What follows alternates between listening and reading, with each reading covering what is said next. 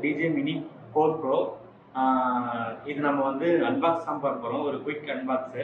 So இது வந்து நான் லேட்டராக உங்களுக்கு வந்து வெளில அவுட்டோரில் நான் ஷூட் பண்ணி உங்களுக்கு வீடியோ நிறைய போடுறேன், பாருங்கள். ஸோ இப்போதைக்கு ஒரு குயிக் அன்பாக்ஸ் தான். ஆக்சுவலாக பண்ணால் நான் இது வந்து செக் பண்ணுறதுக்கு நான் பிரிச்சுட்டேன். ஸோ என்ன இருந்தாலும் நான் வந்து பொருள் என்ன இருக்குன்னு சொல்லிட்டு காமிக்கணும்ல,